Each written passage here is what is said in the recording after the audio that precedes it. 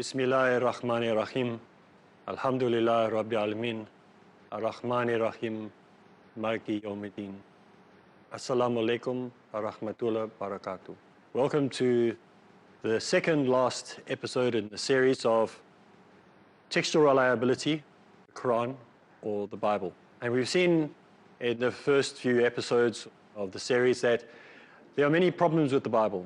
Textual reliability problems, historical problems, geographical problems, even internal evidence that contradicts itself.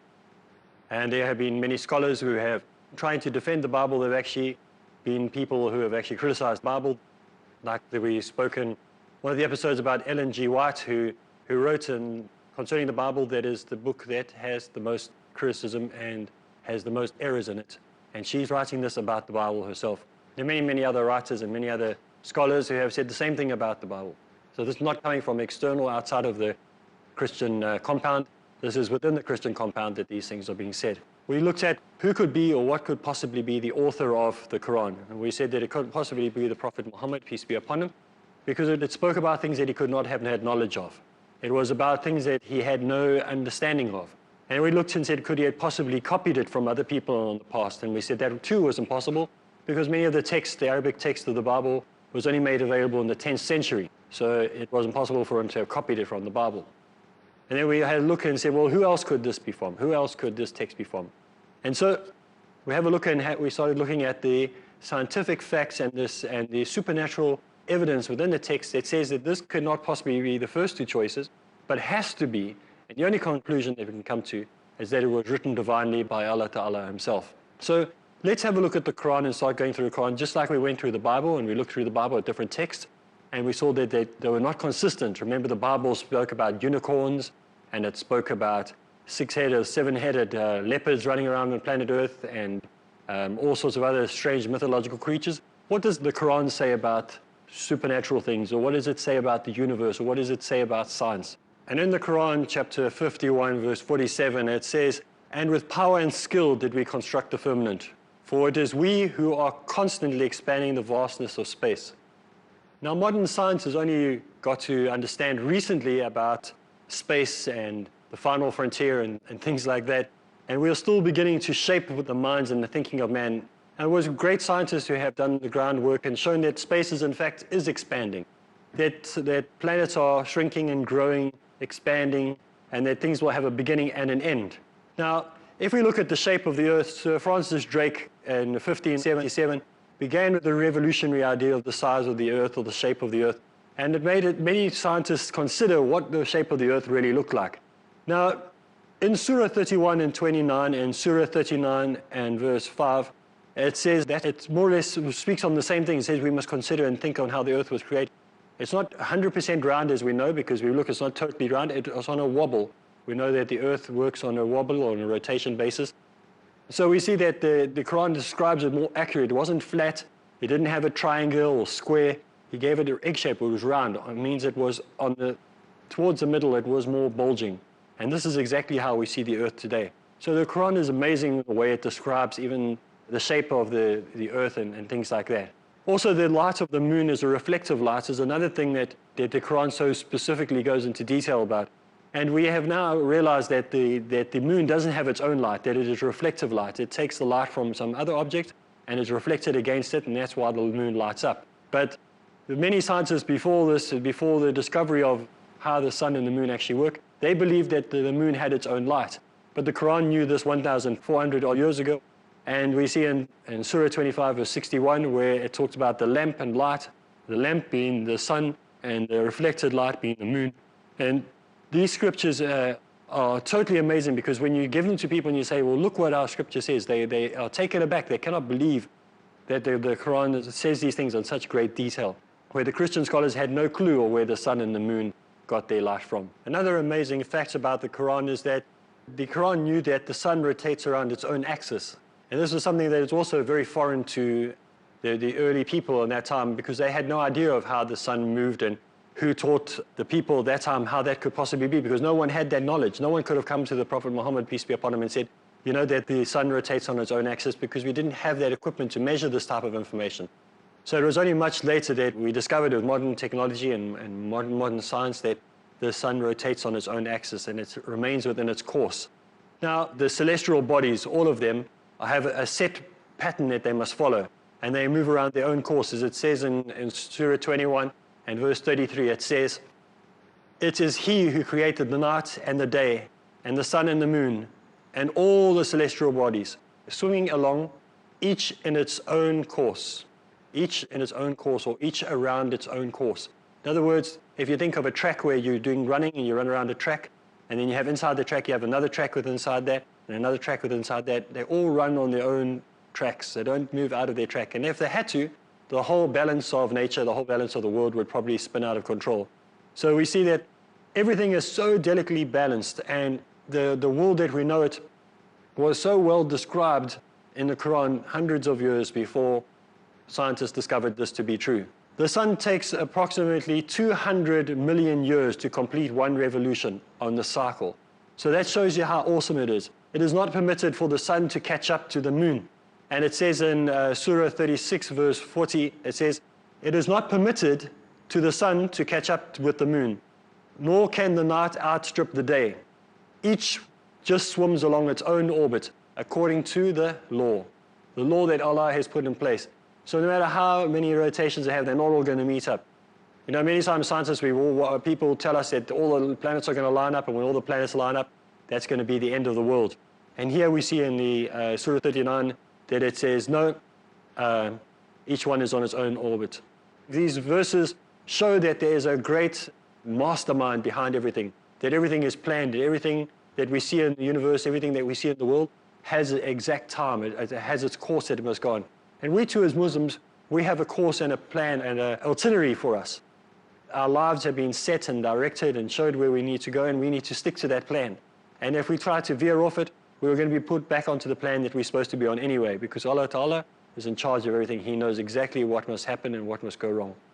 The sun will extinguish after a certain period of time. This is what scientists have said. This is what great minds have said. They said one day, what will happen, even though it's on its own course and it's on its own circuit going around and around, and it takes 2,000 million years to finish that circuit, it will one day cease to be. Because we know that anything that was created has to die. It eventually has to come to an end. And so the light of the sun is due to come out one of these days. We don't know. Some people say 100,000 years from now, which is quite relatively a short period of time in astronomical terms. But the process that has been taking place inside the sun, they say has been going on for about 5 billion years. And so eventually this is going to have to run out and it will come to an end. So what we learned about this is that the sun is just a slave to Allah. It is doing what Allah has commanded it to do. The light of the sun is due to chemical reactions and reactions that explode on the surface of the sun. And these two reactions that take place on the sun, they affect even us here on planet Earth. They affect our climate, they affect our well-being, they affect our plant growth, they affect everything. And Allah Ta'ala has put the sun in place to do exactly what it was meant to do. And those who neglect to realize the wonders of Allah, they forget the most important thing, that it is a blessing for us. It's been given to us as a blessing, as a privilege to enjoy the sun. Now, how could an unlettered man, a man who had no understanding of even the basic things in life, be able to figure out something as complicated as the sun eventually one day dying out or running out, or that the planets move on a circuit that they have to be obedient to? The sun runs its course for a period of determined time, and it will decrease at a certain period of time. And in Quran 36 verse 28 it says, "And the sun runs its course for a period determined for it." In other words, Allah has determined the time that it will run for it. And after that it will cease. And it says, "And He, Allah, is exalted in might and all-knowing." So Allah knows exactly what will happen and when it will come to an end. Just like in our lives, there will be an appointed time where our days will be up.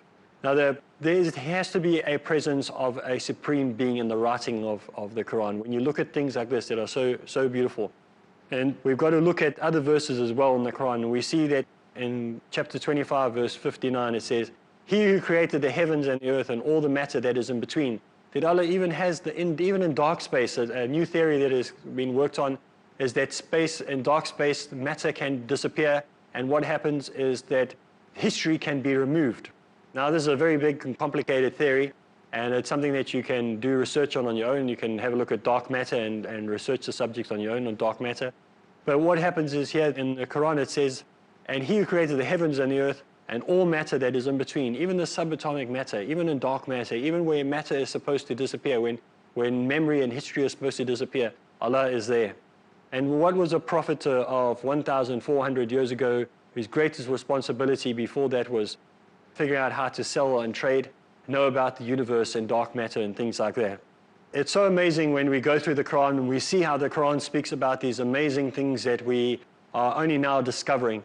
And it excites us when we can realize how many amazing revelations are being revealed to mankind.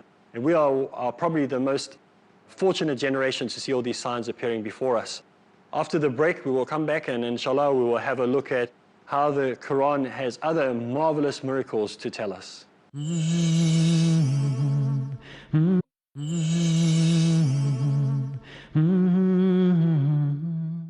Assalamu alaikum wa rahmatullahi wa barakatuh. Welcome back. And we continue with the amazing scientific discoveries that have been backed up by the Quran. It's not the Quran is not a book of science, it's a book of signs, and it's a book of miracles.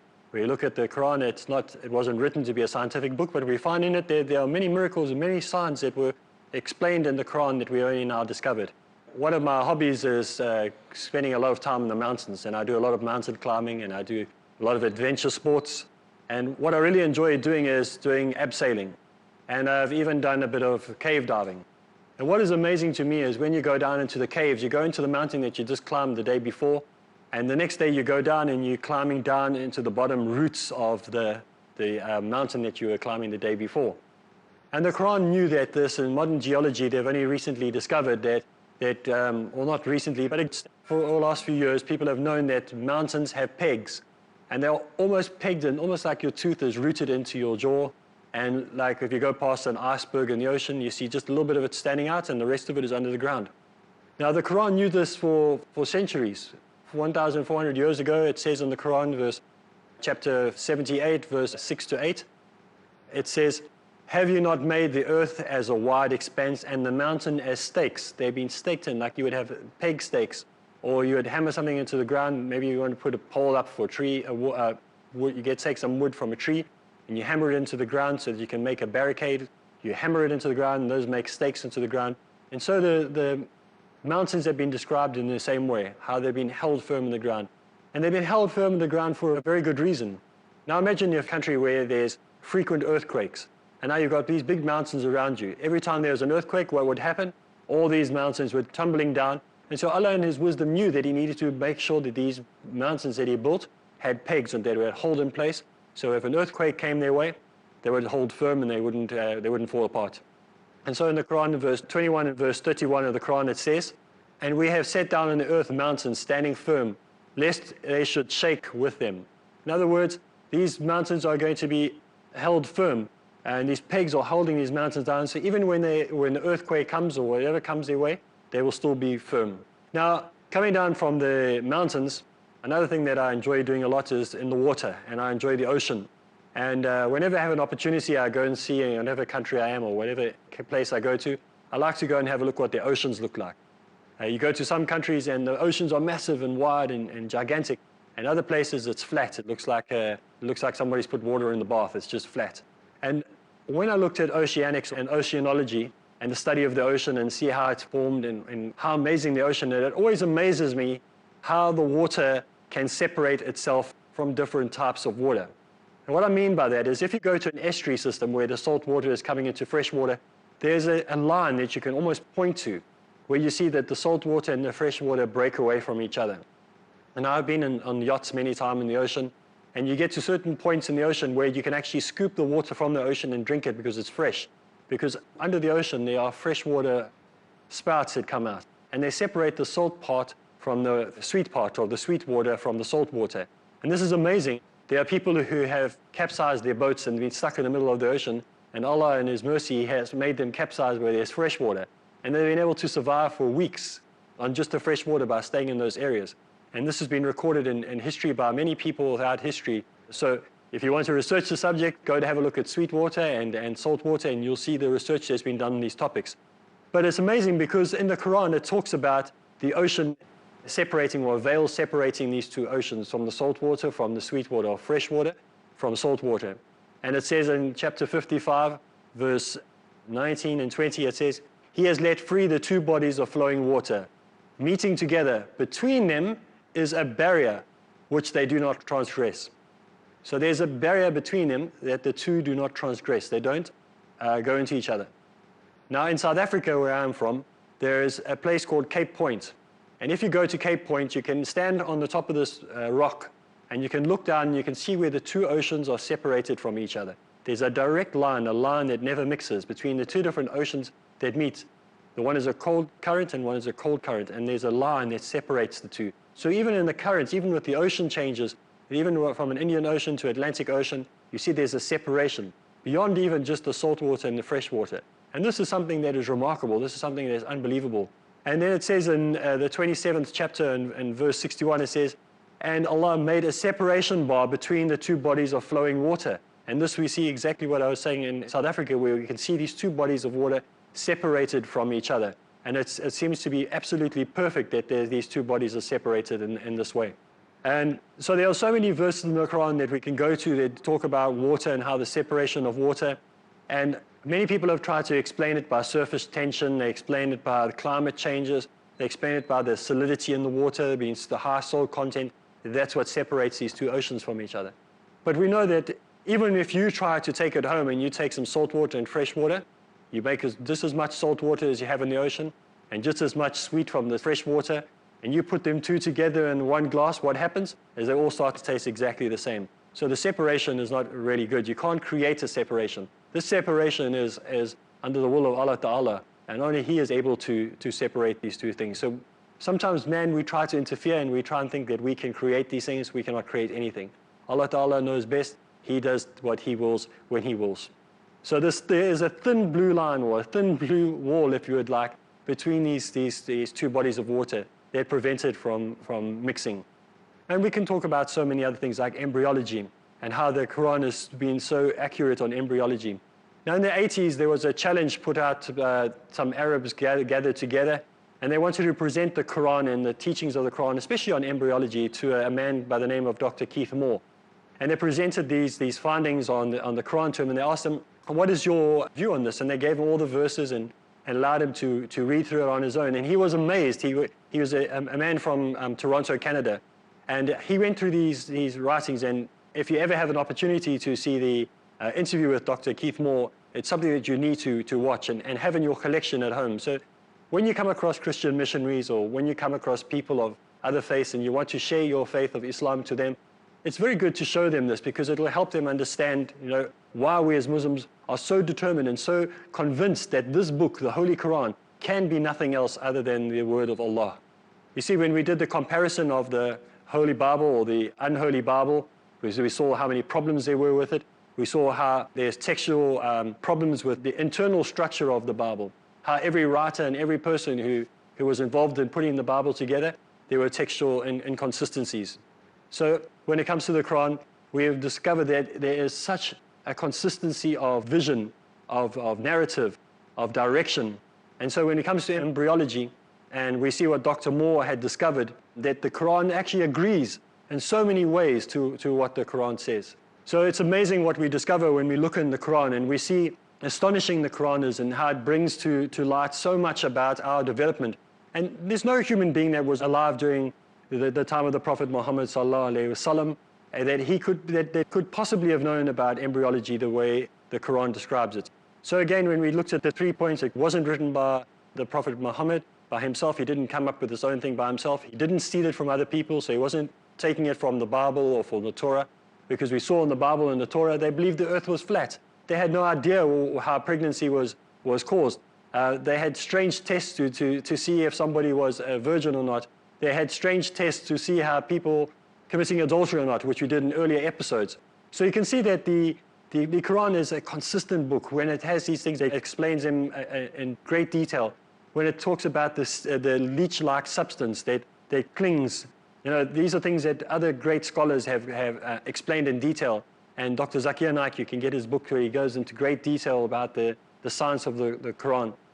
And you can learn that on your own. But today we are wanting to look mainly at which is more reliable, which of the two texts is reliable. Is it going to be the Quran or is it going to be the Bible? Which one is the reliable text? And if we look at all the information that we've looked at in the past 8 episodes, we have seen that there is no way that this book, the Quran, could possibly come from any other source other than Allah Ta'ala himself. You see the Bible, we see version after version after version being written. We have so many versions of the Bible. Just in the translations of the Bible, there are 2,000 versions of the Bible, just in the English language alone. So you can see that there are translations after translation after translation. And if you take verse by verse and you put them next to each other, if you choose any verse, like 1 John 1, and you put them next to each other, you'll see that hardly any of them agree just on the structure, let alone the context. So the work of the Quran can only be that of Allah Ta'ala. So we have to accept that the Holy Quran is from Allah and it's not by a man. Dr. Moore, when he was in talking about embryology, he said that there is no way that the Prophet Muhammad, peace be upon him, or any of the people that around 1,400 years ago could have possibly known the stages of embryology. Just like no one around 1,400 years ago who lived in a barren desert area could know anything about mountain structures and pegs, nor would they know about oceanics and know about how life comes out of water and all these other intense things that would not possibly have been able to be known to the people at that time. That information, as if it was a closed case file. No one was able to read or know about that information. The only information that they possibly could have had at that time was how to sell a camel and how to ride horses and how to make really good swords. But the information on other things, it was pretty limited. And so the people of that area could not have made up this information. The Quran has to be the infallible word, the word given by Allah Ta'ala to mankind to change each and every person's heart. My challenge to you today is to start reading the Quran. Get to know why you love this book, why you are a Muslim, why you want to be a servant of Allah. And may we all, inshallah, as Allah wills, be loyal servants of Allah and be faithful servants of Allah and learn to understand the Quran and know that this is a book of historical relevance and it is a book that will continue to evolve and continue to show the truth even until the end of time. Assalamu alaikum.